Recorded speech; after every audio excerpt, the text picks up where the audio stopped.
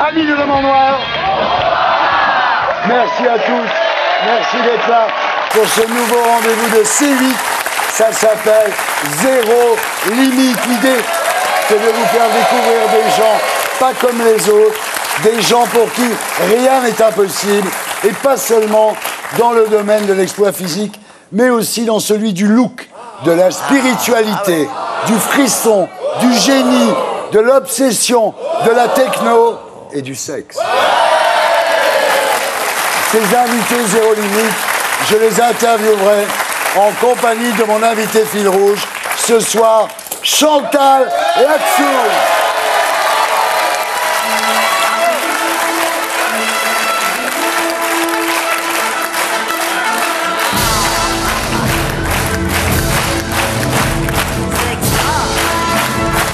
Quel accueil! Ah ouais, non, mais toi, c'est mérité. J'adore ce décor. Mais c'est joli. J'ai un saladier comme ça. Chantal Latsou, mesdames, messieurs, la reine du boulevard.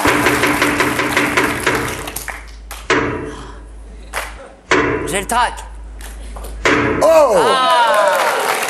Alors Chantal, après l'énorme succès de Nelson, vous êtes actuellement sur la scène du Théâtre Antoine, dans Peau de vache. Peau de vache. De Barry et Grady, c'est un classique. Hein. Oui, après un lapin, je fais une vache. Si Eh ben, vous c'est voulez. normal.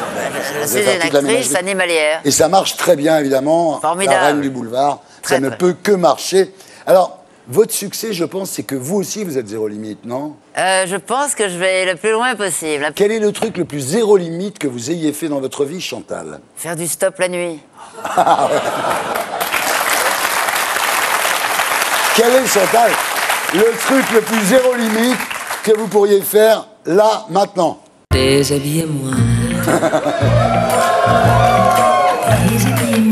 Je peux pas avec le micro, je suis désolé, mais j'aurais fait. Oui, mais... Alors, Chantal, vous réagirez aux différents témoignages. Oui. Vous nous donnerez votre avis sur ce que ces Mais avec- gens racontent. Hein. Oui. Et vous, Vincent Cespedes, vous êtes mon sniper philosophique.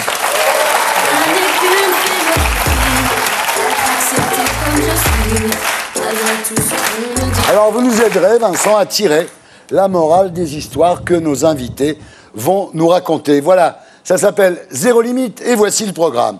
Fear, l'homme araignée, il grimpe à main nue les plus hautes tours du monde et ça se termine toujours en prison. Look, la femme vampire, ex-juriste à Mexico, elle est aujourd'hui la femme la plus modifiée du monde. Monet, le milliardaire aux cheveux rouges, ce richissime excentrique chinois achète les Rolls par dizaines. Body, le surfeur d'argent, il chevauche des vagues de la hauteur d'un immeuble de 10 étages. Body 2, la femme élastique, grâce à une modification génétique rare, elle fait ce qu'elle veut de son corps. Sexe, le maître du donjon, le dominateur le plus recherché de Paris, fait naître le plaisir sous son fouet. Pour tous ces gens-là, sky is the limit. On passe maintenant au premier invité de l'émission, mon invité Fear.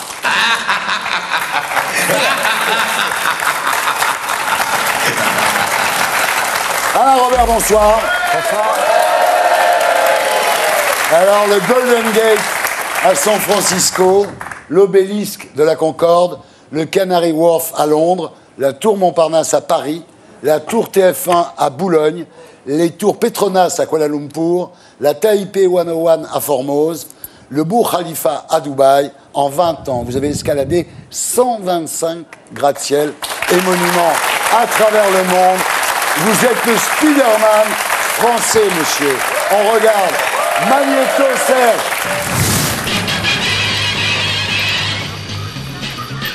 Spider-Man, Spider-Man, does whatever a spider can. Spins a web any size, catches thieves just like flies. Look out, here comes the Spider-Man. Is he strong? Listen. in mud. He's got rage. Alain Robert, mesdames, messieurs, qui est mon invité FIR ce soir. Son principe, c'est... Allez plus haut, allez plus haut. Alors, vous êtes né le 7 août 1962 à Digoin, en Saône-et-Loire, père ancien sergent-chef de l'armée de l'air à Oran, et quand il est rentré en métropole, il vendait des standards téléphoniques. Ouais. Votre mère était secrétaire en Algérie et femme au foyer en métropole. Ce qui est incroyable avec vous, Alain, c'est que quand vous étiez enfant, vous étiez extrêmement trouillard.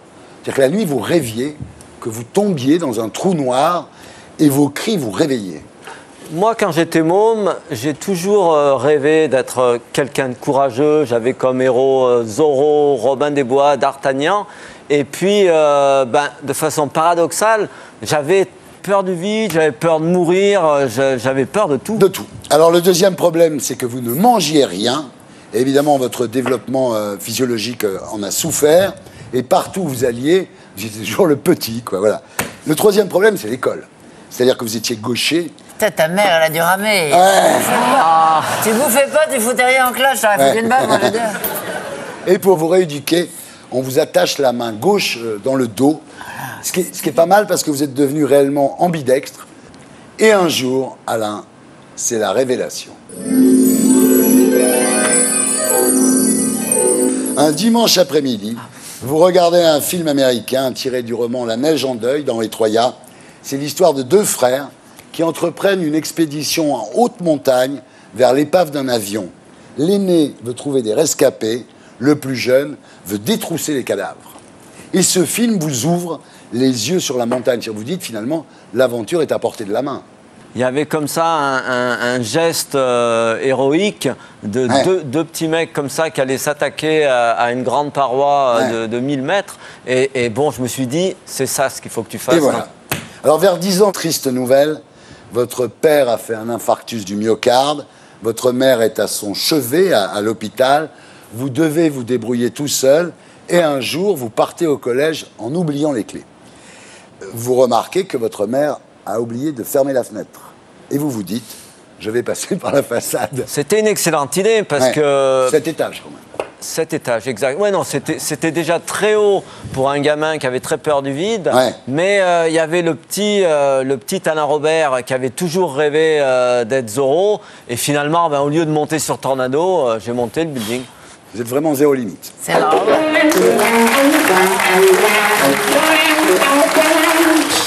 Alors à 15 ans, vous grimpez les falaises du Vercors, 400 mètres, en solo intégral. Solo intégral, ça veut dire sans sécurité. Tu tombes, tu tombes. Tu tombes. Mais remarquez, c'est marrant, on a des points communs parce que j'ai escaladé ma paroi aussi, moi. J'avais oublié mes clés la semaine dernière, j'ai dû grimper. Et t'habites au rez-de-chaussée. Ah, écoutez, Mais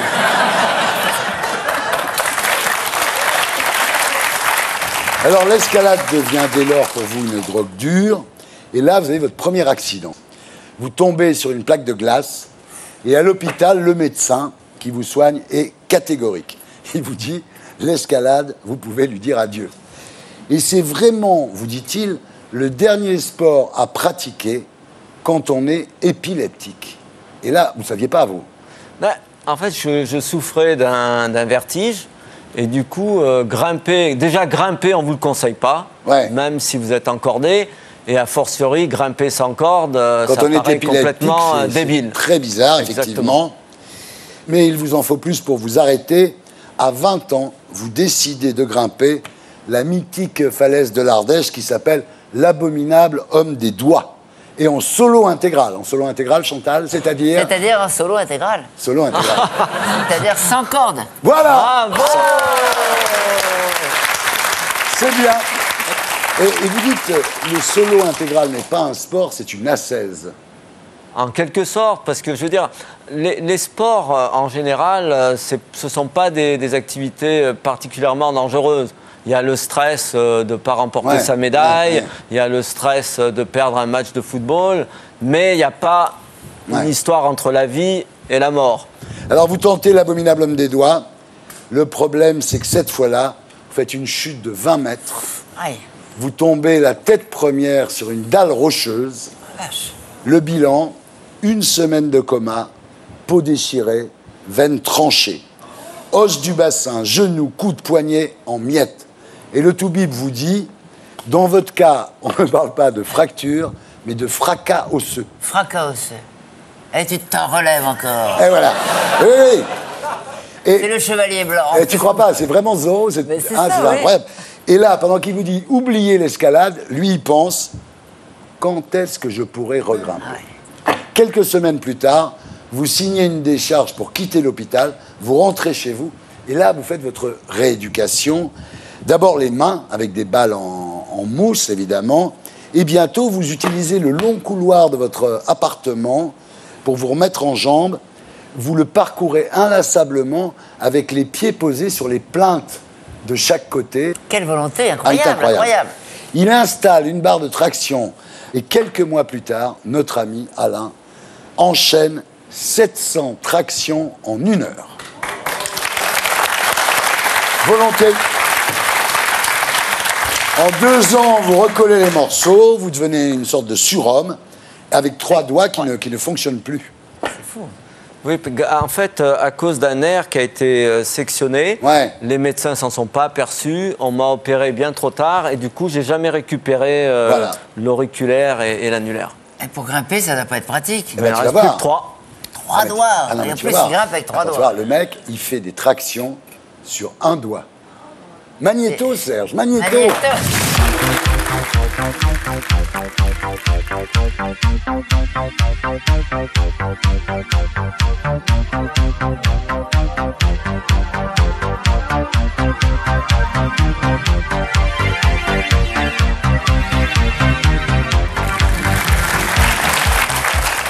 Dis donc, t'es costaud des doigts, hein? Ah ouais, fort des doigts. Ouais. On peut dire ça. Ça te donne des idées. Mais il y a un autre handicap qui apparaît à ce moment-là, les étourdissements. C'est-à-dire que votre accident vous a détruit l'oreille interne et vous êtes victime depuis de violents vertiges. Il y a des moments en fait où je marche dans la rue et puis je souffre d'instabilité. J'ai besoin de me tenir au mur Ah ouais. parce que sinon je vais me casser la figure. Donc Et ça, si c'est ça t'arrive, embêtant. et si ça t'arrive en grimpant? Je me tiens au rocher. Ah, d'accord. Et puis alors, il a un truc, Chantal. Ah, il a un truc? Ah oui, il a un mantra. J'ai confiance en moi et je réussis tout ce que j'entreprends. J'ai confiance en moi et je réussis tout ce que j'entreprends. Le principe de la confiance méthode en Coué, soi, c'est très l'autosuggestion. On L'autosuggestion. y croit ou oui, pas, ça compte c'est- pas. Ce qui compte, c'est de l'entendre. Ouais. À la fin, il n'y a pas de certitude, mais bon, en étant positif, il Ouais. y a quand même plus de chances que Que ça du se passe tout. bien. Toujours être positif. Cespedes, qu'est-ce que t'en penses, la philo? Alors, c'est une véritable renaissance. Hein. Et en 1986, vous escaladez en solo intégral. La roche au doigt. Oui, l'abominable homme des doigts. On n'en est pas loin, mais c'est tiré par les cheveux. Alors évidemment, un jour, une marque de montre vous propose un contrat de sponsoring pour une escalade, celle d'un gratte-ciel à Chicago, mais il est absolument impossible d'obtenir les autorisations. Vous y allez quand même. Alors, ce qu'il faut savoir, quand vous allez escalader, je vous le dis, un gratte-ciel sans autorisation, il faut monter très très vite les 60 premiers mètres. Parce qu'après, les pompiers arrivent et leurs échelles ne peuvent pas aller au-dessus de 60 mètres. Et Alain le sait très bien. Alors, la deuxième difficulté, c'est la surface vitrée. Parce que là, effectivement, Ça il glisse. n'y a pas de paroi rocheuse à laquelle s'accrocher. Oui, mais alors dis donc sur les vitres, comment t'es fait? Ah, faudrait pas si t'as des doigts il collants. a des ventouses au bout des doigts, bah oui. Comme les petits sympathiques Non, il collants. s'accroche. Enfin, Il y a des cadres, il y a des Ah petites oui, fissures, Ah là là, on verrouille. rien que d'y penser, ça me donne le vertige personnellement. Et là, au sommet de la tour Citigroup, vous découvrez une autre adrénaline, vous découvrez une jungle d'acier d'où jaillissent des gratte-ciel dans lesquels se reflète le ciel. C'était extraordinaire parce que d'un seul coup, il y avait un nouveau terrain de jeu Ouais. qui était énorme. Ouais. Il y avait des gratte-ciel et il y avait des défis. Ouais. Et ça fait 22 ans maintenant. Voilà. Ça se termine souvent avec des menottes. Ensuite, entre 1994 et 2016, vous escaladez 125 gratte-ciel et monuments. On regarde Magnéto, Serge. You look so fine that I really wanna make you mine. 4, 5, 6, come on and get your kicks. Now you don't need the money when you look like that, do you, honey? Big black boots, long brown hair. She's so sweet with her get back stare. Well, I could see you home with me, but you were with another man, yeah. I know we ain't got much to say before I let you get away, yeah.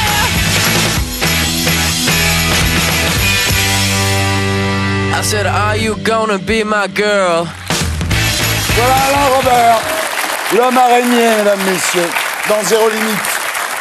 Et puis il y a la tour la plus haute de toutes, la Burj Khalifa à Dubaï, 828 mètres. 6 heures d'escalade. Et quand Alain Robert a monté cette tour, vous aviez eu une opération du coude 1 semaine plus tôt. Oui. Ce qui est incroyable, c'est que en Chine, la tour Jinmao, vous connaissez, que vous avez escaladé, maintenant c'est devenu une attraction touristique. C'est-à-dire que tout le monde peut jouer à être Alain Robert, mais en sécurité. Je trouve ça extraordinaire. Ah, je ne le savais même pas. C'est bien. Moi, pour faire ça, j'ai fait 7 jours en prison. Ouais.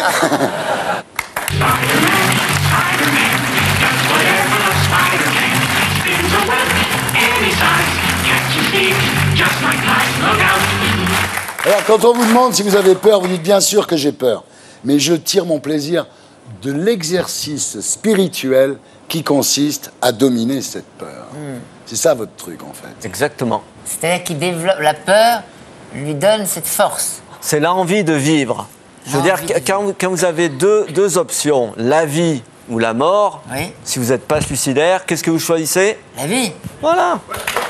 Tu vois que tu pourrais le faire. Tu pourrais monter. On y est, hein. On va faire un duo. Hein. Allez, on fait un duo. On est un peu coiffés pareil, en plus. Alors, quel est le truc le plus zéro limite que vous ayez fait dans votre vie? Bah, justement, pour moi, c'est d'avoir dit merde à la médecine. Ouais.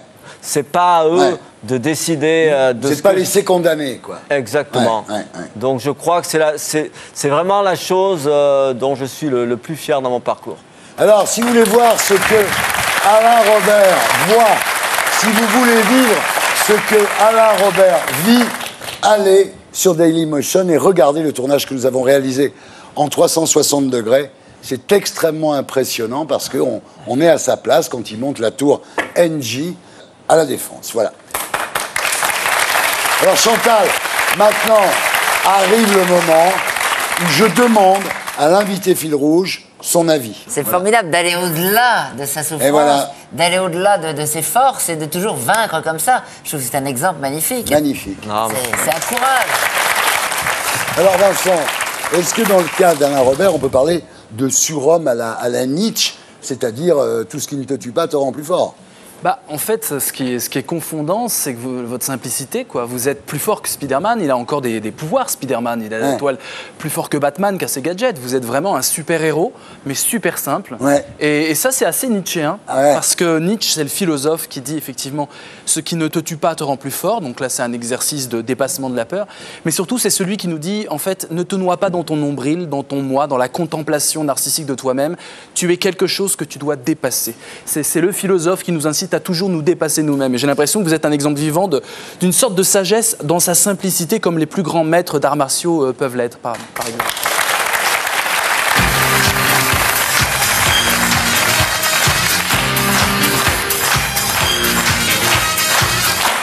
On continue avec mon invité Luc.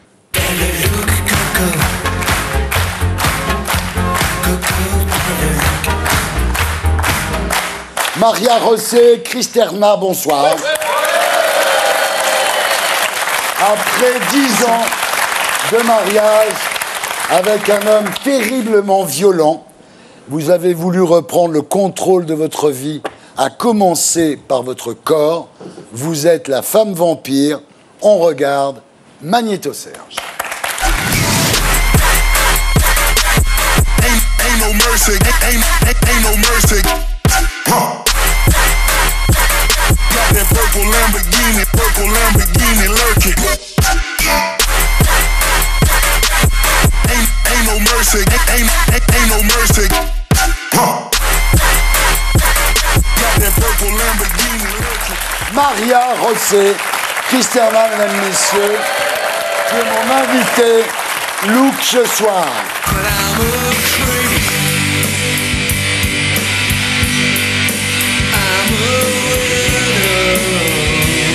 Alors aujourd'hui, Maria Rosset, vous êtes la femme la plus tatouée du monde, avec 98% de votre corps recouvert, et la femme la plus modifiée du monde, 2 records au Guinness Book. Alors, Maria Rosset, vous êtes née le 16 novembre 1975 à Guadalajara, au Mexique. Así es. Oui, tout à fait. Père, chef cuisinier, mère, avocate. Vous faites toute votre scolarité dans des collèges religieux, chez des jésuites, ensuite chez les franciscains. Vous avez une enfance très heureuse, mais vous ressentez, au fond de vous, une formidable pulsion créative. Dès l'âge de 4 ans, vous vous mettez à peindre et à dessiner.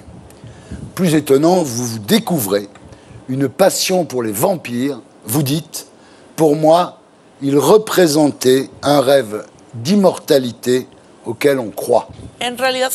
En réalité, oui, cette histoire de nom de femme vampire, ça me plaît. Ce qui me plaît, c'est le conte romantique gothique des vampires. Ils sont très élégants, très romantiques, les vampires, c'est vrai, c'est vrai. Alors, à l'adolescence, vous commencez à sentir souffler le vent de la contestation. À 12 ans, vous faites un piercing dans le nez, et vous êtes obligé d'enlever ce piercing tous les matins pour aller à l'école de bonne sœur, évidemment. À 14 ans, vous faites tatouer un petit diable sur l'épaule gauche. Mais votre adolescence dérape quand vos parents divorcent. Vous vous sentez seule, et là, vous tombez amoureuse, à l'âge de 17 ans, d'un homme. Malgré la réprobation de vos parents, vous vous mariez dans une belle robe blanche. Oui, vous savez, les jeunes, on aime ça, on croit qu'on est amoureux, et puis après, on se rend compte que non, c'était pas vrai, ça fait partie de notre croissance, mais on a parfois besoin de chuter pour comprendre la vie. Hélas, le grand amour se transforme en bourreau. Le prince charmant était un monstre. Il vous donnait des gifles, des coups de poing, des coups de pied, pour un oui ou pour un non. Quand vous êtes enceinte, il vous donne des coups de pied dans le ventre, ce qui fait que vous accouchez à 7 mois. Bref, vous allez vous faire taper dessus pendant 10 ans, Maria Rosset. Oui. Dans l'enfer de la maltraitance, vous tournez le dos à vos ambitions créatives. Votre mari n'aime pas vos tatouages, et quand vous peignez, il déchire vos toiles. C'est le bonhomme. Oui. Ça a été une période très difficile de ma vie où j'étais sous cette répression et toute ma créativité était dans l'obscurité et j'étais vraiment dans l'enfer. Vous ferez quand même 4 enfants avec lui. Pourquoi vous faites 4 enfants avec lui? J'ai eu 4 enfants parce que, vous savez, quand on est jeune, on pense que les gens vont changer. Et parfois, quand ils ont des enfants, ils changent. Enfin, les femmes le croient. En fait, c'est des balivernes. Mais on essaye de faire les choses au mieux, d'avoir une famille. Malgré tout, et surtout pour faire plaisir à vos parents, vous faites des études de droit. Vous devenez avocate pénaliste au tribunal fédéral mexicain. Et un jour, le tortionnaire, votre mari, le père de vos enfants, vous éclate un magnétophone sur la tête avant de vous rouer de coups devant les petits. Ce jour-là, vous décidez de partir avec les gosses. À l'époque, en tant qu'avocate, vous avez des tatouages seulement sur les bras et sur les jambes. Là, vous abandonnez votre carrière juridique pour utiliser votre corps comme une toile. Oui. C'est amener l'art jusqu'à ses extrêmes, d'une certaine façon. Je suis moi-même la meilleure toile qui soit. Ouais. Zéro limite. Oui, exactement. Après le mariage, donc raté, vous trouvez ce moyen de vous réapproprier votre corps qui avez été effectivement tellement maltraitée par cet homme. Vous devenez bientôt, vous êtes aujourd'hui, une tatoueuse professionnelle. Depuis que j'étais enfant, je faisais de la peinture, depuis que j'avais 4 ans. Et à partir de 14 ans, je faisais des tatouages. Et j'ai repris cet art, je suis tombée amoureuse de cet art et j'ai compris qu'il faut faire ce qu'on veut dans la vie et pas ce qu'on vous dit de faire. Et puis en plus, faites des implants en silicone ou en titane. Et pour vous, en fait, c'est une couronne qui représente votre succès en tant que femme. Oui, exactement. Pour moi, c'est comme me couronner moi-même. Ce sont des implants, mais certains pensent que ce sont des cornes. Chacun pense ce qu'il veut, mais en fait, c'est une couronne. C'est une couronne, voilà. Alors, vous avez également des implants dans les bras, dans les mains. En fait, souvent, pour donner du relief au tatouage. Ça fait un peu des tatouages en 3D, finalement. Hein. C'est très particulier. Alors, vous avez également des piercings partout. Vous avez des anneaux écarteurs des oreilles. Ça, c'est une tradition aztèque. Hein. Oui, exactement. Ce sont les ancêtres millénaires de ma terre. Vous avez des scarifications sur le visage. Et vous avez la langue fendue comme la langue des serpents. Faites voir.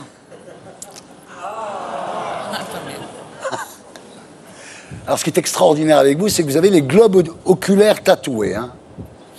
Comment on fait? Oui. C'est une infiltration avec un pigment. Ce n'est pas une teinture, hein. C'est une autre procédure. Oui, ça fait mal et puis c'est définitif. Ouais. Mais finalement, quand on veut faire quelque chose, on le fait. Alors, vous avez les dents limées. Et vous avez un peu comme des crocs de jaguar, hein, vos dents. Si. Ouais, des crocs de jaguar. Hein. Ah, il y a vraiment zéro limite.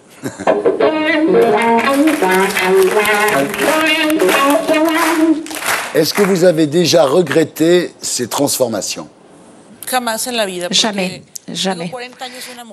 J'ai 40 ans, je sais où je vais et je suis libre, je suis une femme libre, je sais où je vais et je m'aime pour ce que je suis aujourd'hui. Il y a quand même eu des problèmes, hein. Il y a des implants qui nécrosaient la peau, qu'il a fallu enlever, qu'il a fallu remettre. Enfin, sur le plan chirurgical proprement dit, ça n'a pas toujours été évident. Oui,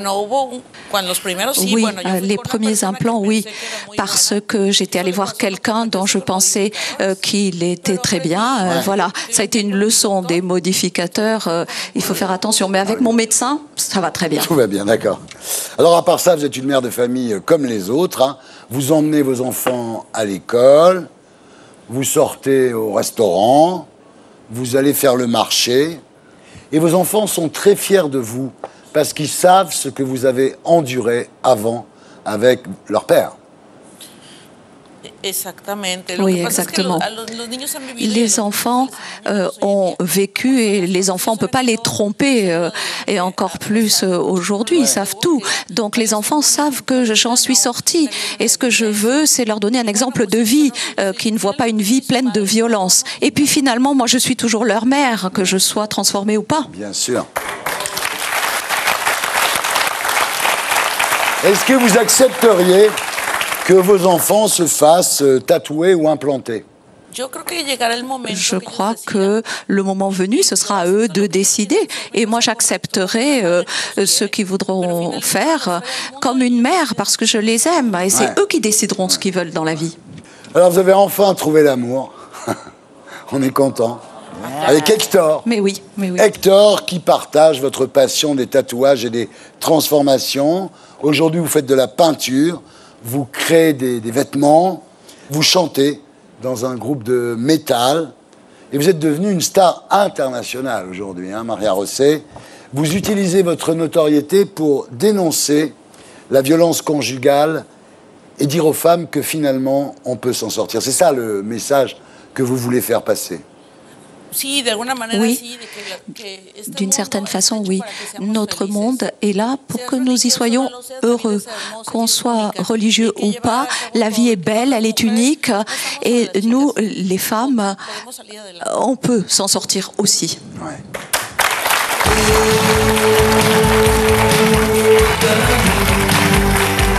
Paul Tadjou.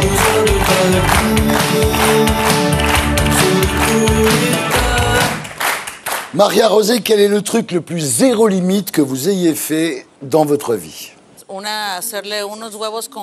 D'abord, des œufs sur le plat à un chef cuisinier qui m'a demandé ça sur un bras. Vous avez tatoué des œufs sur le au plat? Oui, et un garçon qui était danseur, un serpent sur son pénis. C'est lui qui me l'avait demandé. Ah, c'est assez zéro limite, ça, quand même.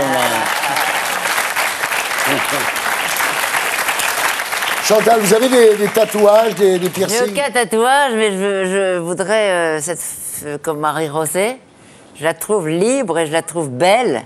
Ouais. Et je la trouve, elle a sorti peut-être un peu de violence avec les dents, mais je la trouve tellement épanouie et belle. Et je l'admire parce qu'elle fait ce qu'elle veut, elle assume complètement son personnage. Et bravo. Ce qu'on peut dire, Maria Rosé, c'est qu'elle est bien dans sa peau. Voilà. Extraordinaire, quand même, après ce qu'elle a vécu. Oui. Alors, Vincent, vous avez une hypothèse face à ça, face à toutes ces métamorphoses? Alors moi, je m'interroge quand même sur les symboles choisis. On a des symboles d'étoiles inversées, de pentagrammes inversés, on a une chauve-souris, on a le mot death, la mort avec le T à l'envers. On a quand même toute une iconographie qui n'est pas au hasard. On ne se lève pas un matin. On aurait pu aussi tatouer des petits cœurs, des bambis et puis des petites fleurs sur le corps. Alors, comme je sens que vous avez un cœur pur, j'imagine que c'est apotropaïque.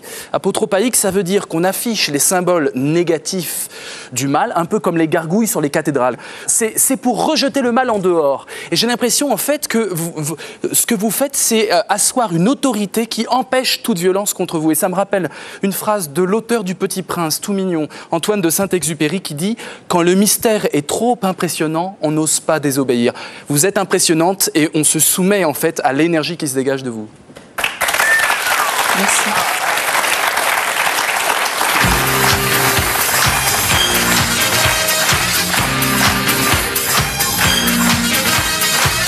On reste dans Zéro Limite avec notre séquence monnaie.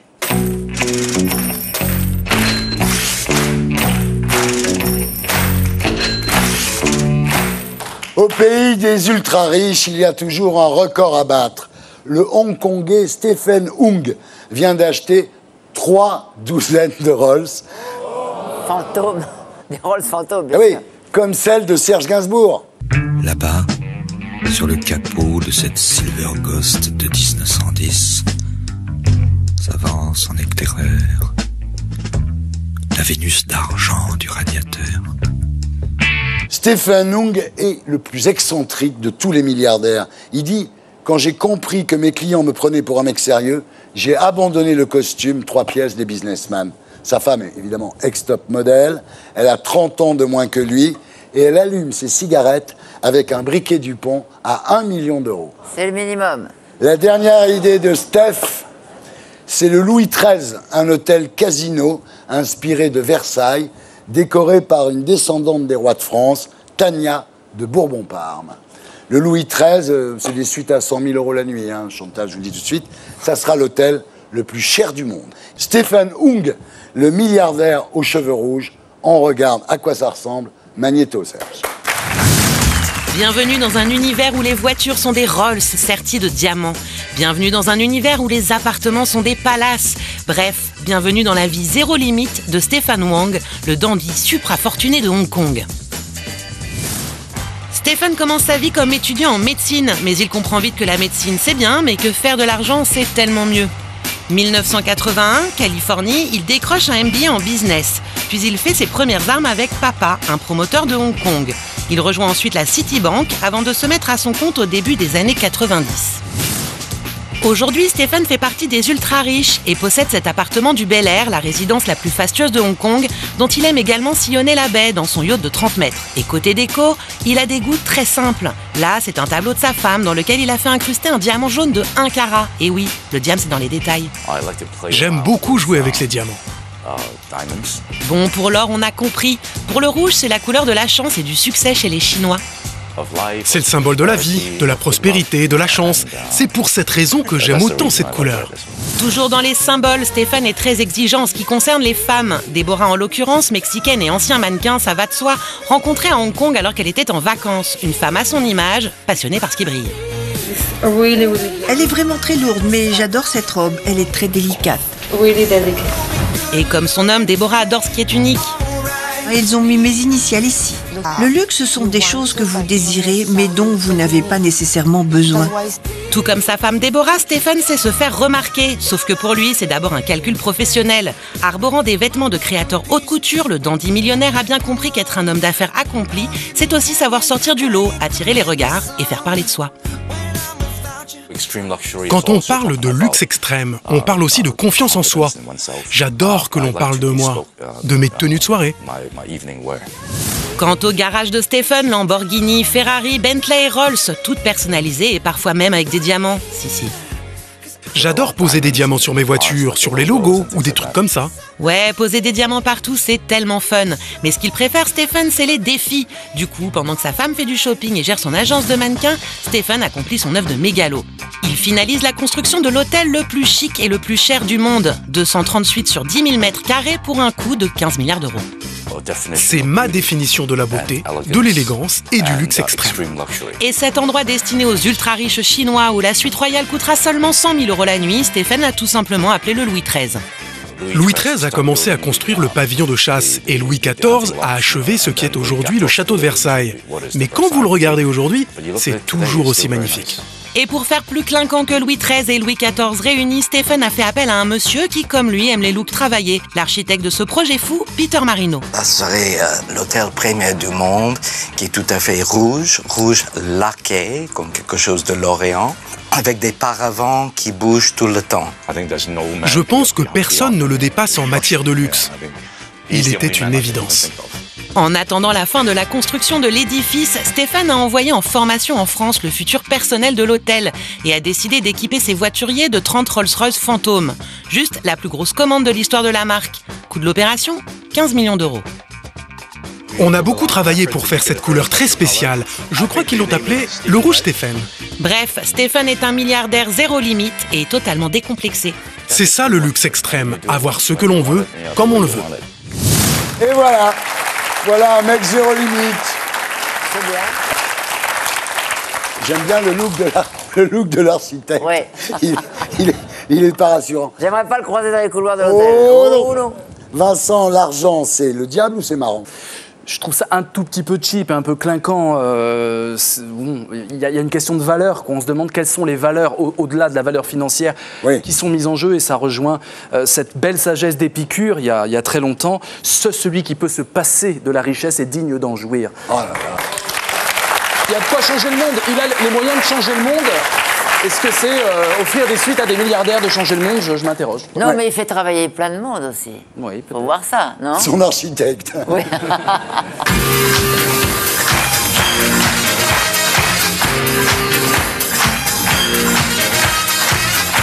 Vous êtes sur C8. L'émission s'appelle Zéro Limite. L'idée, c'est de vous faire découvrir des gens pas comme les autres. Des gens pour qui rien n'est impossible. Des gens zéro limite.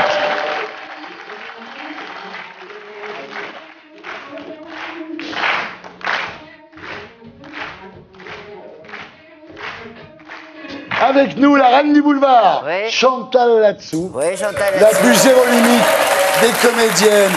Également avec nous, notre sniper philosophique, Monsieur Vincent Cespedes. Voilà. Et maintenant, on continue avec mon invité Body.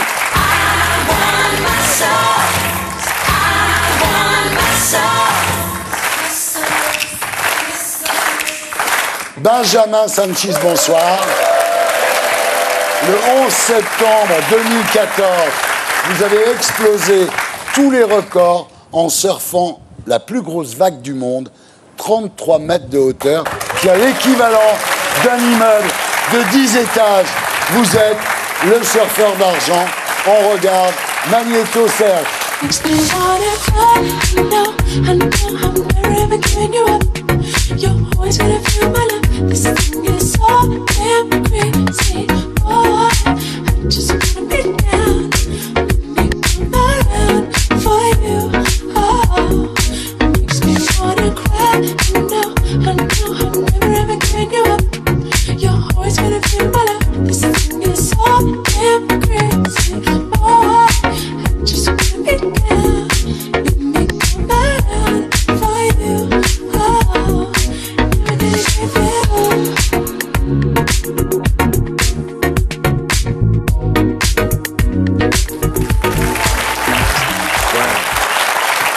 Benjamin Sanchez, mesdames, messieurs, qui est mon invité body ce soir.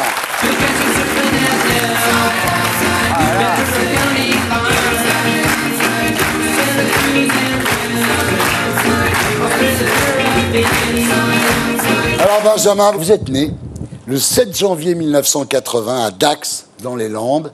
Père, prof de sport, mère, fonctionnaire à l'éducation nationale. Votre père a un club de plage à Osgore. Vous grandissez là, vous adorez vous faire rouler dans les vagues et vous dites « J'étais le petit rat des plages ». Exactement. Vous avez commencé très jeune. Oui, en fait, mon père s'est mis sur une planche de surf à 6 ans, un été comme ça. Et j'ai appris à nager à son club de plage, je me faisais rouler dans les vagues pendant l'été et c'est venu naturellement en fait. Alors, vous êtes tout de suite attiré par les vagues creuses. Alors, c'est quoi une vague creuse? Vous voyez ce phénomène quand la vague arrive sur la plage et qu'elle casse directement sur le sable? Ouais. Ça fait une espèce de tube. Ouais. Et voilà, là, c'est creux. Ah d'accord, c'est ça la vague creuse, comme ça on le sait. Il y a un trou dedans, quoi. Il y a un trou dedans, voilà, il y a un tunnel. Ce sont les pires, mais ce sont celles que vous préférez, Benjamin. Voilà, vous meilleur. êtes comme ça. À 14 ans, vous voulez surfer les vagues de la plage nord à Osgore, où les vagues mesurent 4 mètres quand même. Tu te rends compte, là. À 14 ans. Ouais, c'était un peu notre Himalaya en fait, c'est la référence de là où on habite, et donc c'est à ça qu'on se mesure quand on est jeune en fait. Ouais. Jusqu'à 20 ans, vous faites pas mal de compétitions, mais dès que vous avez le bac, vous arrêtez. Vous dites, dans la compétition, on pense à battre les autres. Dans les grosses vagues, il faut être en harmonie avec la nature, prendre le temps de faire les choses. Oui, c'est ça en fait. Moi, je voulais pas me battre, je prenais pas de plaisir en fait à faire des compétitions. Ce que je voulais, c'était parcourir le monde et surfer toutes les vagues que j'avais vues dans les magazines et les vidéos toute ma jeunesse. Et c'était ça que je voulais faire. Alors, vous avez réalisé le rêve de tout surfeur, hein, l'été permanent, le Endless Summer. C'est-à-dire qu'en fait, vous faites le tour du monde à la recherche des belles vagues. Voilà. C'est génial comme vie, quand même, C'est génial. non? Alors, mais il y a des gens qui ont des bonnes vies. Hein. Pourquoi les surfeurs sont toujours beaux? Excusez-moi. Et lui, il est beau. Hein. Il est beau. Attends, Là, je dois dire, là, il n'y a rien à dire. Même Cespedes à côté. Cespedes, tu peux être habillé, ok? Il est bien, Cespedes. Il est bien, mais il surfe pas. Il est mignon. Ah non, il surfe pas. Enfin, il surfe sur la pensée. Sur la pensée, c'est autre chose. Alors, en 2011, votre talent de chevaucheur de grosses vagues est reconnu par les pros du surf. Vous recevez un XXL Big Wave. Alors ça, c'est le top, hein, je te dis. C'est c'est comme un Molière pour toi, quoi. Ah ouais. Le XXL Big Wave, c'est... En fait, il a surfé une vague de 20 mètres à Bellara, au Pays Basque. On regarde à quoi ça ressemble. Magnéto Serge.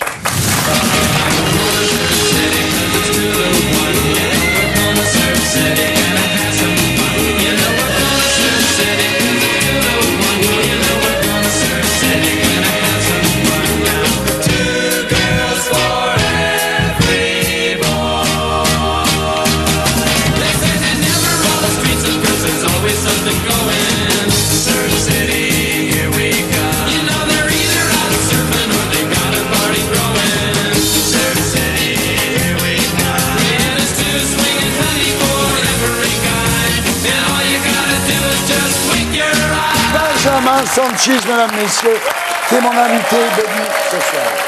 Alors, vous dites, attention, je ne suis pas un fou furieux. C'est-à-dire évidemment, derrière tout ça, j'imagine qu'il y a un entraînement du diable, non? Je m'entraîne pas mal, comme vous voyez là, à la boxe, piscine aussi. Et pourquoi il te tape, lui, là? En fait, c'est un peu pour c'est comme quand la vague vous donne des coups, pour être prêt à pas trop bouger. Alors, stabilisé. Vous dites, je suis en quête de la vague parfaite dans des conditions parfaites. Pour être le bon jour au bon endroit, même si c'est à l'autre bout du monde, évidemment, il y a la météo. Alors vous dites, on chasse les dépressions, quitte à traverser la planète en 24 heures pour arriver au bon endroit, le bon jour. Ouais, exactement. Ouais. On monte dans un avion et on traverse la planète, c'est ça. Est-ce que votre vie de couple souffre de tous ces voyages? Non, pas vraiment. Tu es en couple, alors? Il est souvent absent. Chantal, il est souvent absent. Ta femme surfe aussi? Un peu, ouais, mais des toutes petites vagues. Elle m'énerve déjà. Alors le truc le plus dangereux dans tout ça, c'est ce que vous appelez la machine à laver, c'est-à-dire quand la vague explose et que le surfeur est entraîné dans les remous, qu'il n'a plus accès à la surface. On ne distingue plus le haut du bas, c'est cauchemardesque, hein, ça. Oui, c'est ça, on ne sait plus où on est. Et le pire de tout, en fait, c'est quand on n'a pas le temps de remonter à la surface. Avant la deuxième vague. Alors quand on est dans la machine à laver, il n'y a pas grand-chose à faire. Hein. On peut fermer les yeux, faire le vide, et puis c'est tout. Ouais, voilà, on attend que ça se Et passe. attendre Ouais. que ça passe. Et des fois, ça passe pas. Des fois, c'est plus ou moins long. J'adore. Alors en 2013, à Tahiti, vous faites une chute historique sur le spot de surf de Chupo. Et là, vous n'avez même pas le temps d'avoir peur, vous êtes KO direct. Hein.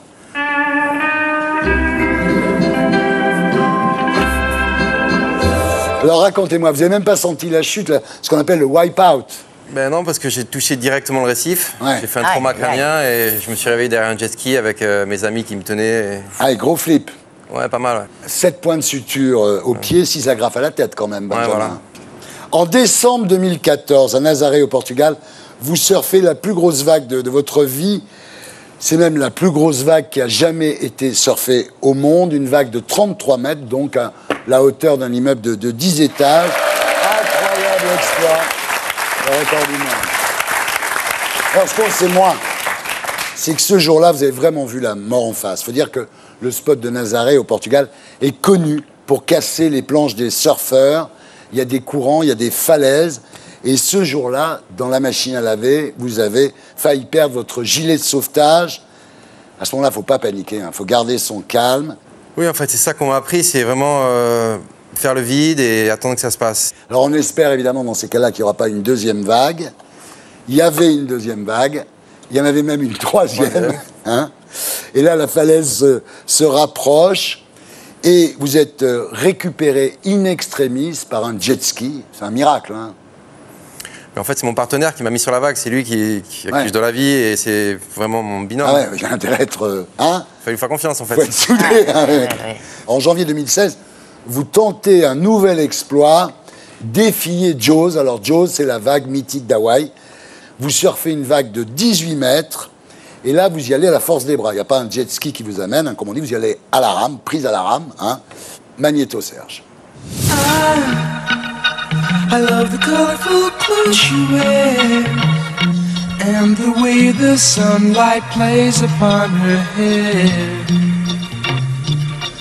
I hear the sound of a gentle word on the wind that lifts her perfume through the air.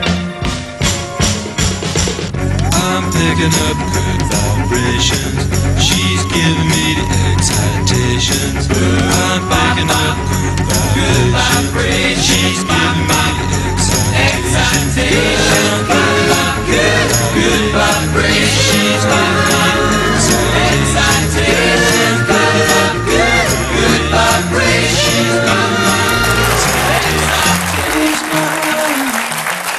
Il maîtrise la vague.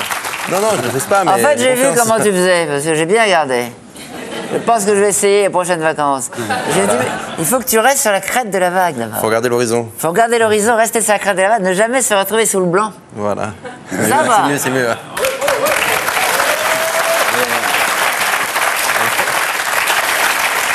Alors, Benjamin, quel est le truc le plus zéro limite que vous ayez fait dans votre vie? Ah, mais c'est le truc que j'ai fait à Nazaré avec mon partenaire C'est Eric Nazaré. Lebert. Ouais. Alors, Benjamin, vous savez qu'on n'est pas obligé de surfer avec une planche de surf. Hein.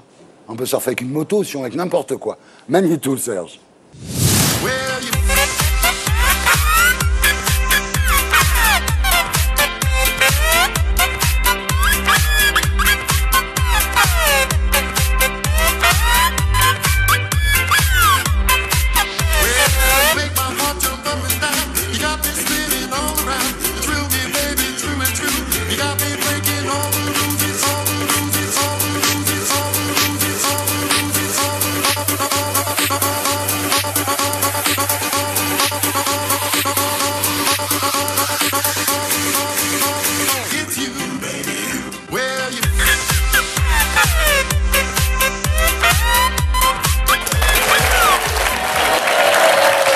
Une moto.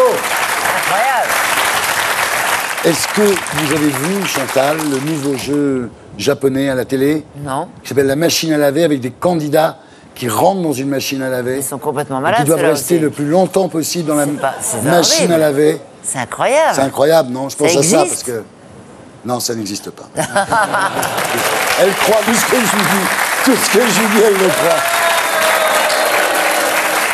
Ceci étant, Vincent Cespedes, dans la vie aussi, on peut être dans la machine à laver. Hein. Bah oui. Ça s'appelle un burn-out, Ouais, tout c'est ça, simplement. pas mal. Alors, est-ce qu'il y a des philosophes surfeurs?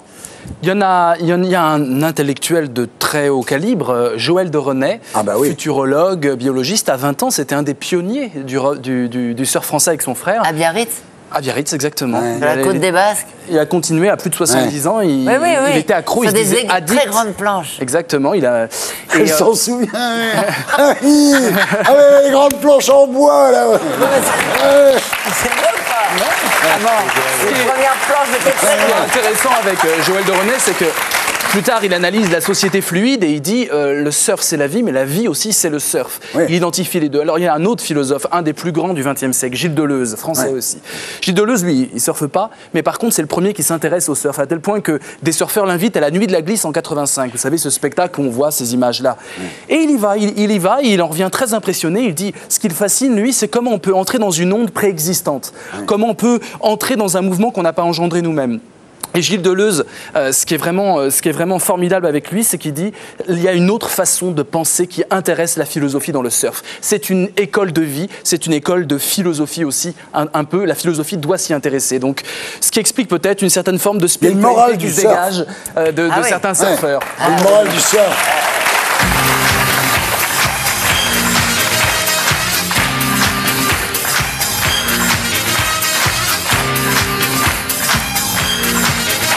Chantal, merci d'avoir été avec nous pour cette deuxième édition de Zéro Limite.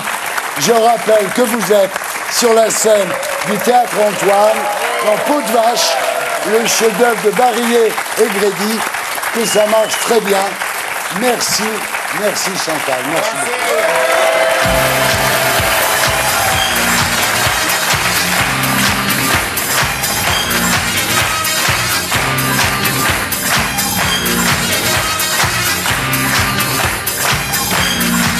Franck Gastambide, bonsoir. Vous êtes auteur, acteur, réalisateur. Vous avez fait Les Caillards et vous avez fait ça.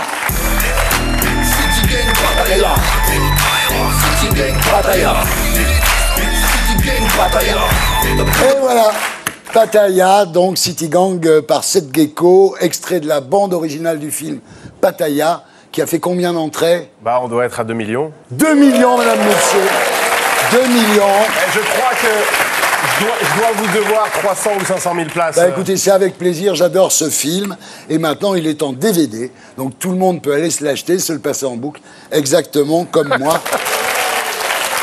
Alors là, vous faites le reboot du fameux film Taxi pour Luc Besson, c'est ça? Je suis en train d'écrire. C'est-à-dire que Luc Besson nous a confié les clés de la 407. Putain. On va essayer d'en faire quelque chose de bien. J'en suis sûr. Alors, vous êtes ici ce soir, Franck, parce que vous êtes vraiment zéro limite. Quel est le truc le plus zéro limite que vous ayez fait dans votre vie? Je dressais des ours, moi, tu sais. Ouais. Ça, c'était un peu zéro limite parce que être en contact avec des animaux qui peuvent te tuer, c'est quand même un drôle de délire. Ouais. Un coup de patte et... Ah ouais. Et voilà, c'est C8, c'est Zéro Limite, l'émission des gens Zéro Limite.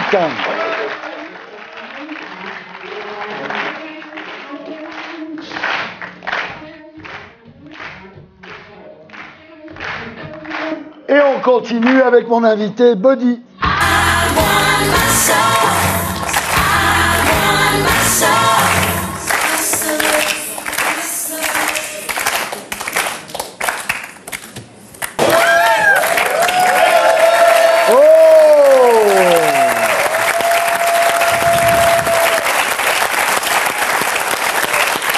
Come and sit here, please.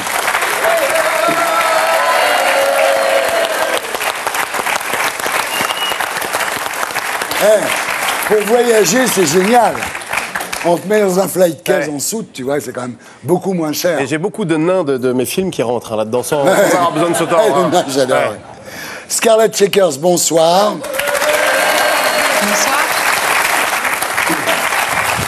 Scarlett Shakers, mesdames, messieurs, la contorsionniste Zéro Limite. Je suis élastique dans mes gimmicks, mais élastique, je vois tout en toc. Élastique, je Scarlett Shakers, vous êtes née le 6 avril 1994 à Philadelphie, en Pennsylvanie, aux USA. Oui. Père, conseiller financier, mère, conductrice d'autobus. Vous avez une enfance assez sage dans la banlieue américaine, une enfance classique, mais toute petite. Déjà, vous aimez le spectacle, vous cherchez la lumière, vous jouez dans des pièces et des comédies musicales dès votre plus jeune âge.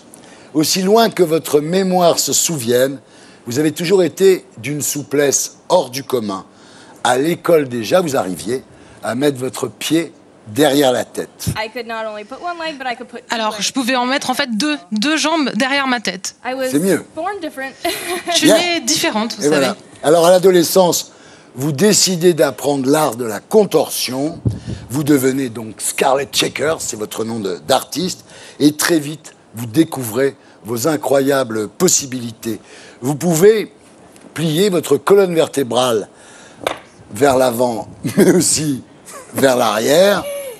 Et vous arrivez à vous asseoir sur votre tête. Oh yeah, I could do it. Oui, oui, et je peux en faire encore plus. Elle peut vriller son bras. Comment? Est-ce que vous pouvez vriller votre bras? Oh, sure. Bien sûr. All right, so Alors, if we start je commence here, this is 90, par là. or this is 0 degrees. Je suis à 0 degré. So we're gonna do Donc ce que je vais faire, 90 degrees, c'est passer à 90 degrés, 180. 180, You can double that. et on peut aller encore plus loin. 360. So that's 360 degrés. We're not gonna stop there. Un cercle entier, et je ne vais pas m'en tenir là. 90 de plus. Ready?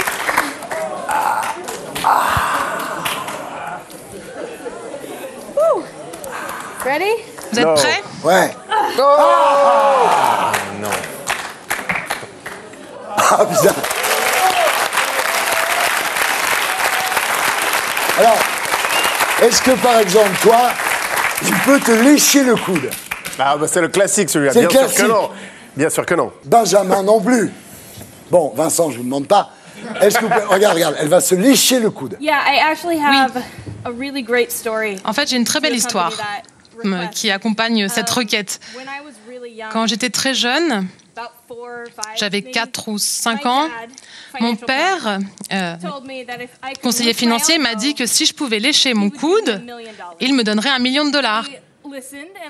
J'ai écouté et je lui ai dit d'accord, je vais essayer. Et comme vous le savez, c'est impossible normalement. Mais je crois que mon père me doit toujours ce $1 million parce qu'il ne croyait pas que je pouvais le faire, moi non plus d'ailleurs, donc je n'ai même pas essayé. Jusqu'à ce que j'ai 18 ans quand j'ai commencé le contorsionnisme. Et maintenant, je sais que ça n'est pas impossible. Et voilà, mesdames, messieurs, voilà enfin quelqu'un qui se lèche le coude. Ça fait des années qu'on en parle. Il y a une chose que vous pouvez faire aussi, c'est décoller votre peau. Alors, c'est quelque chose que j'ai de naissance. Ah, c'est extraordinaire. Extraordinaire. Double chin. Vous êtes, en fait, elle est comme Elastic Girl dans Les Indestructibles de Pixar ou l'homme élastique des 4 Fantastiques de Marvel. C'est exactement la même chose. En fait, Scarlett, vous êtes atteinte d'une maladie rare et grave qui s'appelle le syndrome d'Ehlers-Danlos. Vous produisez très peu de collagène. Et le collagène, c'est ce qui assure la rigidité, en fait, du corps, des muscles, de la peau, des os, etc. Alors, il n'y a aucun traitement contre cette maladie, mais vous avez su transformer votre handicap en avantage. C'est ça qui est extraordinaire avec vous. Oui, en fait, c'est ça mon traitement. C'est une forme de thérapie, ce que je fais. Je me sens bien, j'aime la réaction du public quand je fais quelque chose que eux ne peuvent pas faire et ça me fait me sentir bien. Vous l'avez dit, j'ai toujours cherché l'attention, les lumières, les projecteurs et quand les gens applaudissent, eh bien, ça m'encourage à faire ce que je fais. Ça vous soigne. En fait, le handicap de Scarlett est à la fois une malédiction et une bénédiction. C'est assez extraordinaire. Bon, je ne rigole pas tous les jours. Hein. Il y a beaucoup d'effets secondaires assez graves qui s'accompagnent de ce trouble, mais je continue à faire ce que je fais pour sensibiliser les gens au sujet de ce syndrome, pour que d'autres personnes qui souffrent de ce même syndrome ne se sentent pas piégées dans leur propre corps et qu'ils sachent qu'il n'y a pas de limite du fait de cette maladie. Et c'est une très belle chose d'ailleurs. Bravo. Alors, en 2014, vous avez fait le buzz sur YouTube avec une vidéo où vous avalez une migale. En fait, cette migale, c'est Brian. C'est son animal de compagnie, en fait. Donc, elle risque pas de la manger, hein. Non, je ne mangerai jamais Brian. Brian, c'est mon petit animal en fourrure. Et il m'a rendu célèbre sur Internet, alors je ne vais pas me débarrasser de lui comme ça. Alors, beaucoup d'hommes, évidemment, Scarlett, qui sont victimes du pouvoir aphrodisiaque de la contorsion, vous demandent quelle est votre position sexuelle préférée. Eh bien, moi, je ne vais pas vous le demander, parce que je ne suis pas vulgaire. Voilà. Merci Et Franck Gastambide, qui, depuis le début, se demande quand même, vous pouvez le demander. Écoute, non mais t'es très fort parce que je te jure, depuis le début, je me disais, je voudrais savoir si ça fait fantasmer ses Ça fait fantasmer tous les mecs. Tous les mecs. Ah, mais c'est Bejean ici, t'es obligé d'y penser, tu vois. Bien sûr, ben on lui demande pas parce qu'on n'est pas Parce vulgaire. qu'on a la classe, mais on y pense beaucoup, on y pense quand même. On y pense, mais Voilà, vous avez déjà abordé le sujet de toute façon. Je me demande tout le temps comment les gens réagiraient si je disais ma préférée c'est le missionnaire. Ah, tout le monde serait très déçu. Oui, non. Dites pas ça, don't say that. Non. Alors, quel est le truc le plus zéro limite que vous ayez fait dans votre vie, Scarlett? Est-ce que quelqu'un joue au tennis dans la salle? Ah ouais, you can go through this. Yes.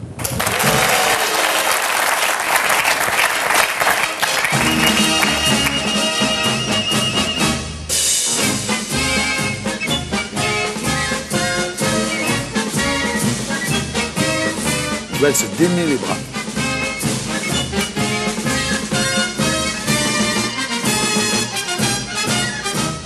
Ah.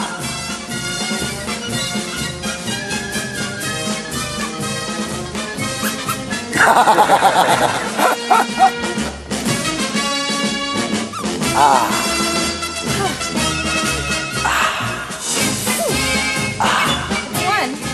Pour commencer.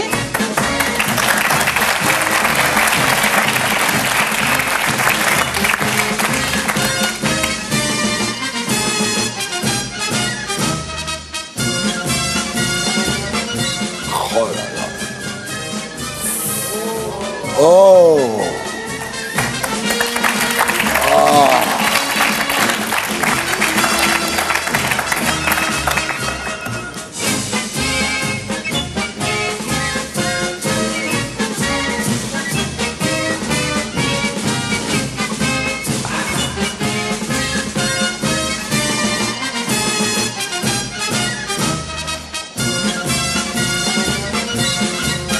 Oh là là.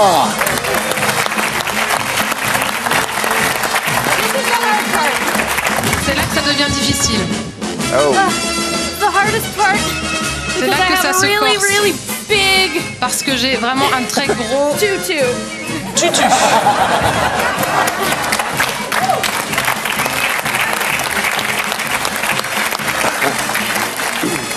Ah, ça je pourrais parler.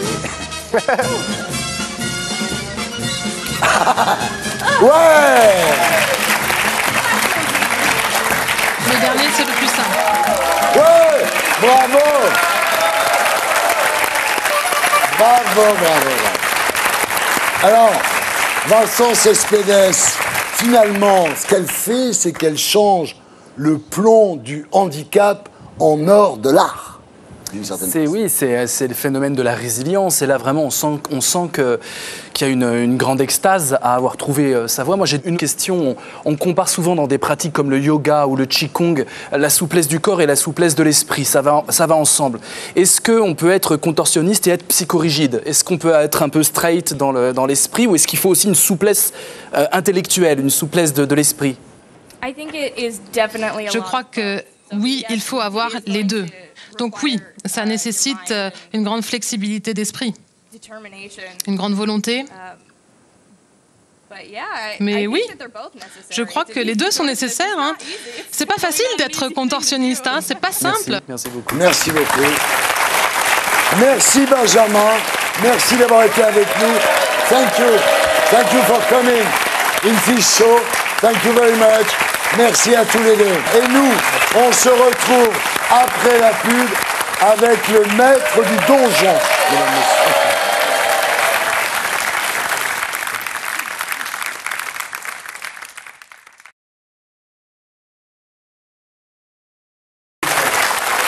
Vous êtes sur C8 et l'émission s'appelle Zéro Limite. L'idée, c'est de vous faire découvrir des gens pas comme les autres, des gens pour qui rien n'est impossible, des gens zéro limite.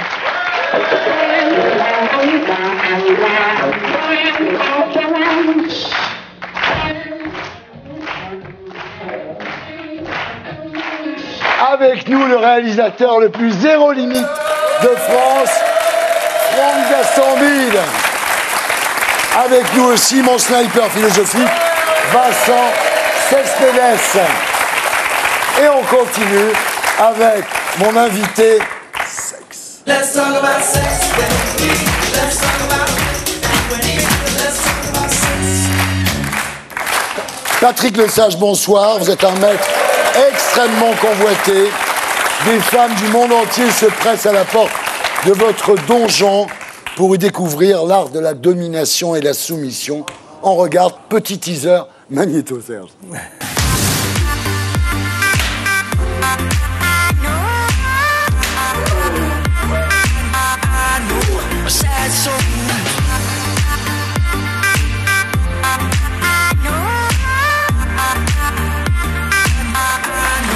Eh oui, vous êtes le maître du donjon, Patrick.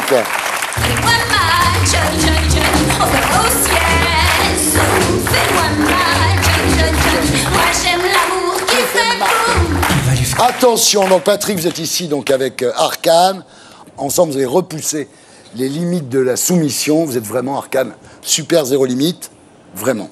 Alors Patrick, vous êtes né le 30 juillet 1946 à Saint-Brieuc. Absolument. Et vous grandissez à Saint-Malo. Oui. Vos parents sont des petits commerçants dans un milieu très catholique. Vous faites votre scolarité chez les sœurs, chez les jésuites. Oui. C'est l'époque des coups de règle sur les doigts. C'était pas de la rigolade à cette époque. Ensuite, école laïque, bac, études d'ingénieur électronique. On verra plus tard l'intérêt que ça a. Puis vous montez une boîte, vous la revendez, vous empochez un joli pactole. Vous découvrez d'abord le libertinage en jouant au football. C'est toujours les fins de match, quoi. Ah, il y a beaucoup de femmes qui sont là en train de la troisième mi-temps, il y a... Troisième mi-temps de football. C'est comme au rugby, il était assez extraordinaire. On était cons, on aurait dû faire du foot. C'est surtout dans son club qu'il fallait jouer. Parce que j'ai joué au foot, c'était pas ça. C'est pas ça. Ouais. Alors à l'époque, le libertinage, c'est un club qui s'appelle le Roi René. Ah oui. Qui est un club très fameux. Là, le slogan du club, c'était « Tout est possible, mais rien n'est obligatoire », ce qui est tout à fait l'esprit des clubs échangistes. Alors des clients viennent du monde entier dans ce club qui était près de Paris. Hein. Oui, oui. Et à la fin, le patron du club choisissait la reine de la nuit. Et avec un petit ciseau, il coupait des poils pubiens de la reine de la nuit. Et il mettait ça dans un album, comme des timbres. Voilà, c'était le Roi René. Ça a fermé. Malheureusement. Je sais, bah oui, qu'est-ce que je dis. Alors à cette époque, vous prenez un café tous les matins, une terrasse de bistrot en face d'une teinturerie, et puis il y a des robes dans la vitrine de cette teinturerie qui attirent vos regards, des tenues affriolantes. Vous finissez par rencontrer la propriétaire, vous la draguez, elle a 40 ans, et vous, à l'époque, vous avez 30 ans. Alors vous allez dans son duplex, dans les quartiers chics hein, quand même, vous n'avez pas donné l'adresse, oui, c'est un très beau quartier, mais vous ne montez jamais à l'étage. Et un jour...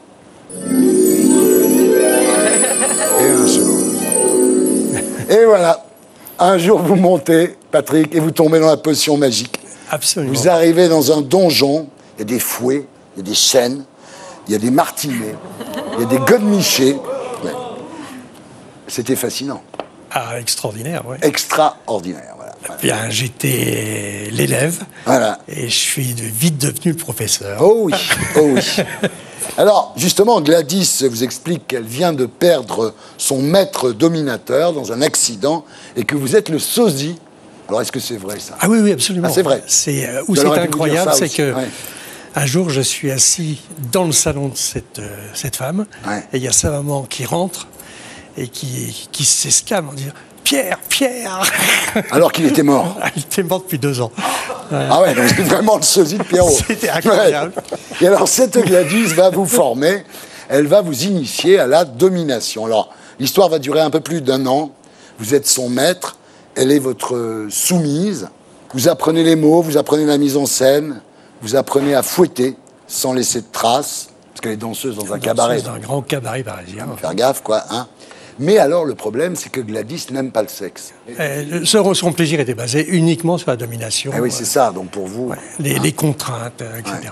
C'est vrai que c'était les années 70, donc pour trouver des soumises à l'époque, c'était très difficile, mon cher Franck Gastambide. C'est pas comme maintenant, Franck. Non, parce que c'est vrai qu'il y avait un magazine libertin qui s'appelait Swing. Ah oui.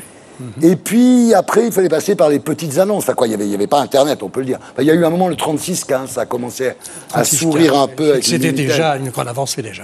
Et alors, très vite, donc vous trouvez quand même des soumises, vous ouvrez votre premier donjon, cravache, menottes, bâillon, cagoule, etc.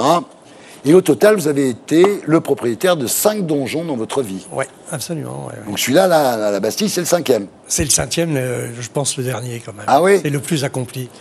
En l'espace de 40 ans, vous êtes devenu le maître dominateur le plus couru de Paris. Alors, votre secret, c'est un dosage très précis entre douleur et plaisir, hein, avec un seul objectif, évidemment, la jouissance de la femme. Absolument. Mais c'est compliqué de trouver la... La dose est assez compliquée. Ouais. Alors, il y a une explication, ça s'appelle l'algolanie, c'est-à-dire que la douleur produit des endorphines, et le plaisir aussi, bien évidemment.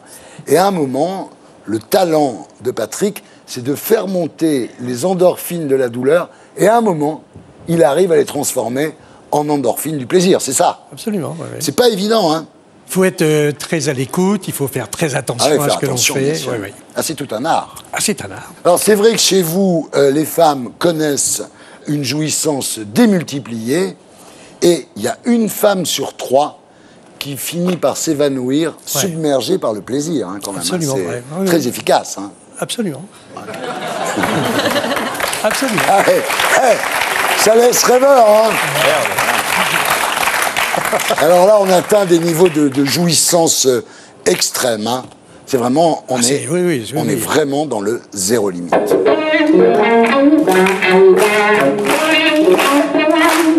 Alors, ce qu'il faut préciser, Patrick, c'est que la plupart des femmes qui viennent chez vous sont accompagnées par leur mari. Pourquoi? Parce que dans un couple, la domination est très difficile à assumer. Parce qu'un mec, un jour, il rentre de chez Carrefour, sa femme range les courses dans le frigo, par exemple. C'est pas possible de dire à sa femme comme ça. Ouais, vas-y. Viens ici, salope. Ben voilà, tu vois, je veux dire... va ranger les poireaux, après ça. Donc, voilà. Mais c'est toute l'histoire. C'est toute l'histoire. En fait, quand les couples viennent chez Patrick, vous faites ce que les maris ne font pas. Absolument. En fait, je suis le bras droit. Vous êtes l'ombre du maître. Oui, c'est ça. L'ombre du maître, surtout. Ouais. Le Alors, premier livre devait s'appeler comme ça. Non, mais continuez, mais je sais pas si je vais... Parce qu'elle lui caresse la cuisse, là. Franchement, moi, il y a un moment, j'ai dû pouvoir faire l'émission. Bon, alors, c'est gratuit d'aller chez vous, et pourtant, vous avez une clientèle très aisée. Oui. Des hommes politiques, des industriels, des gens de médias, des acteurs, des réalisateurs, des philosophes, des réalisateurs de télévision. Oui. Oui.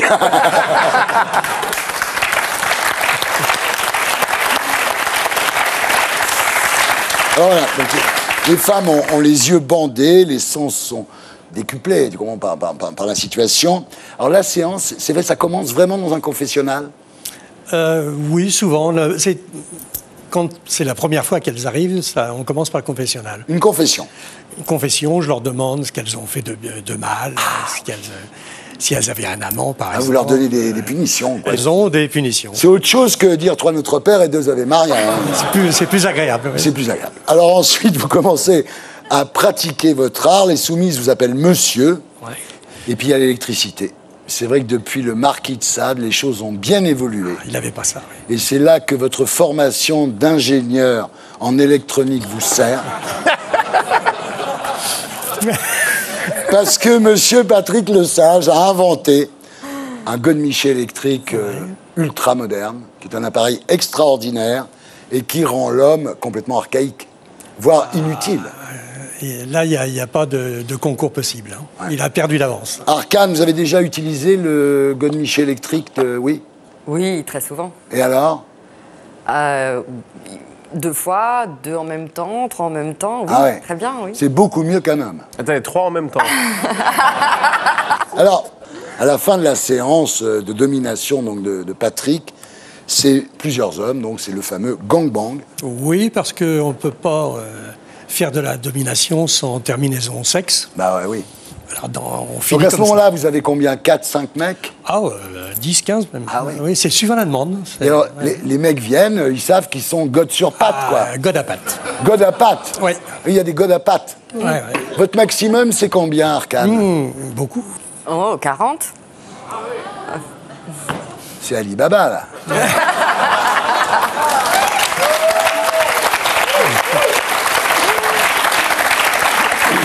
C'est pour vos 40 ans, les 40 Exactement, oui. Eh bien voilà. Exactement. Vivement que vous ayez 60 ans. Alors les filles repartent souvent avec un marquage sur les fesses en forme de fleur de lys, hein, parce que ça c'était le symbole du temps où on envoyait les femmes de joie à la Louisiane pour peupler l'Amérique avec la petite fleur de lys sur les fesses, c'est resté. Marquage fer rouge. Fer rouge, oui. Fer rouge, oui. Ouais. Mais là, elle a mes initiales. Ah oui, c'est cet mieux. été, on a fait les initiales. C'est une déclaration d'amour, ça. Ah ouais, ça c'est l'homme. Mais ils sont très amoureux, c'est un moment qu'ils sont ensemble. Oui. Mais alors, est-ce que, pardon, quand des maris amènent leur compagne vous voir, est-ce que vous avez vous-même des rapports sexuels Non, voilà, jamais, c'est ça, jamais. Ah jamais. oui. Ah non. Aucun rapport sexuel. Non, mais attends, Patrick, c'est un professionnel. Non, mais c'est pour ça. On mélange pas. Alors, ce qui est extraordinaire dans cette histoire, et d'ailleurs toutes les soumises le disent, c'est que la soumission libère. La personne soumise n'a pas à porter la responsabilité de ses fantasmes les moins avouables, puisqu'on l'y oblige. C'est-à-dire qu'elle peut faire des trucs terribles sans culpabiliser, puisqu'elle est obligée de le faire. C'est là où c'est malin. Alors parfois, vous tombez amoureuse d'une soumise. C'est le cas d'Arcane. Alors, Arcane, 40 ans, issu d'un milieu social aisé, 4 enfants, une enfance normale, études prestigieuses. Aujourd'hui, à la tête d'un grand cabinet d'avocats, vous gagnez 200 000 euros par an, c'est pas mal. Et au départ, vous étiez intéressé par le libertinage, mais pas tant que ça. Et vous rencontrez quelqu'un qui vous dit « Patrick, il connaît le corps des femmes comme personne. Il te fera jouir comme jamais. » Qu'est-ce que vous faites? Vous y allez? Ben, exactement, oui. J'y suis allée pour ça, pour jouir comme jamais. J'avais joué avant. C'est vrai? Complètement, oui. Ah oui. Complètement. Et à chaque fois, c'est différent. Depuis 4 ans. Alors au départ, vous étiez une soumise comme toutes les autres, et là maintenant, vous dépassez les limites ensemble. J'imagine que... Ah oui. Ah ouais. Vos nuits doivent être plus belles que nos jours. Plus longues. Très fatigant. Très fatigant. Fatigant, bah oui. Très fatigant. Alors il y a aussi un truc intéressant, c'est les jeux psychologiques. C'est-à-dire que Patrick, évidemment, invente des scénarios. Le truc le plus zéro limite qu'il vous ait fait faire. Les marquages offerts. Ouais. C'est très intense, avec une énorme peur avant et une énorme jouissance après. Le sexe fermé, par les anneaux, pendant de nombreux mois, à pas baiser. L'abstinence. Qu'est-ce qu'on a on en a fait tellement. Les 40 mecs pour les 40 ans, mais ça, c'est même un peu basique. C'est une bonne idée. C'est basique, même. C'est un peu classique, ouais. Et 41 mecs pour tes 41 ans, rien. Ouais. Mais voilà. est-ce qu'il y a des choses que vous avez mal vécues avec le recul, quand même? Est-ce qu'il y a des choses qui ont été trop loin? Il y a des... Oui, c'est des relations qui sont compliquées, oui. Oui, il y a des moments, c'est difficile. Et on apprend sur soi, on dépasse certaines limites, on apprend à se connaître face à des moments difficiles, oui. Ouais. Alors, ça vous a quand même apporté, Arcane, une très grande confiance en vous. C'est-à-dire que ça donne de la confiance et en tant que businesswoman, finalement, ça vous a été utile à la sortie. Oui. Sur le plan professionnel. Oui. Hein. Il y avait des moments, je comparais ces moments de domination à des bulles d'oxygène dans un quotidien très stressant. Ouais. Et c'est vrai que ces séances où on jouit énormément, on jouit, me faisaient du bien et m'ont aidé. Alors Patrick, à votre tour, maintenant, le truc le plus zéro limite que vous ayez fait dans votre vie. J'en ai tellement fait. Ouais. J'en ai plein d'inavouables en plus. Ah oui, oui. Irracontables. Ah oui, c'est pas... Non, c'est effectivement des marquages offerts, des choses comme ça, le sexe entravé pendant des mois. Vous savez, vous allez samedi soir, Franck. Non, mais tu sais, des fois, t'as l'impression que t'es un peu chaud comme mec. Tu tombes sur cela, tu dis non. Bon, On est des enfants de cœur, vraiment. Mais je me demandais juste, parce que du coup, il est très bien expliqué le plaisir de madame et donc des dames en général. Et le vôtre, là-dedans, c'est quoi exactement? Qu'est-ce que vous ressentez? C'est extraordinaire, c'est le plaisir de dominer. Le plaisir de donner du plaisir, c'est quelque chose de fantastique, ça, quand même. Hein, d'avoir une femme en face de soi et puis de lui donner la jouissance qui n'a pas d'équivalent. Plaisir d'offrir, joie de recevoir. Ah oui. Absolument. Alors, Vincent Cespedes, le marquis de Sade, libérateur ou tortionnaire? Alors justement, j'essayais, peut-être par des formations professionnelles, d'essayer de qualifier un peu cet exercice étrange. Parce que quand on dit sadisme, on se réfère à Sade, et Sade, c'est pas un rigolo. Sade, c'est quelqu'un qui va faire peut-être ce qui est peut-être un fantasme de dominant, c'est-à-dire dominer des gens qui ne sont pas consentants. Il va dominer une mendiante, la fustiger, la séquestrer. Là, ce qu'on a avec vous, Patrick, c'est vraiment du consentement. On a affaire même à des personnes qui viennent de milieux aisés, donc on n'a même pas de rapport financier, etc. Oui, ça, c'est un point très important quand même. C'est que je veux surtout pas, dans mes livres, etc., on ne parle jamais de SM. Je suis pas sadomaso. Ouais. Non, d'éducation anglaise, oui. Mais sadomaso, sadique, c'est un malade quand même. Oui, part. Voilà. Le maso, c'est pareil, quoi. Et puis ça peut pas fonctionner, sadomaso. Alors, ouais. Le maso demande au sadique de le fouetter. La première chose qu'il dit, bah non, je te fouette pas. Et là, la séance s'arrête dans la minute, quoi. C'est tout. Mais il y a quand même toute une imagerie qui rappelle quand même le divin marquis. Oui. Alors j'ai trouvé peut-être la solution. Dites-moi ce que vous en pensez. C'est un sadisme qui est théâtralisé.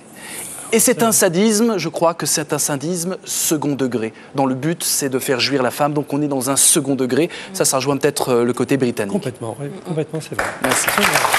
Alors Patrick, vous avez publié un livre aux éditions Tabou qui s'appelle La Cave. Franck Gastambide, merci d'avoir été avec nous. Avec plaisir.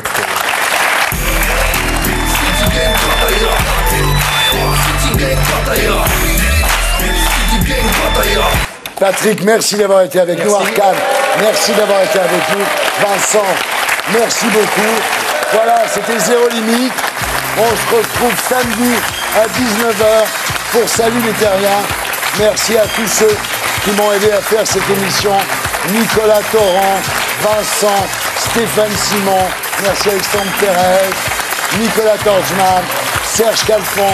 Merci à tous. On a passé un très bon moment. À bientôt.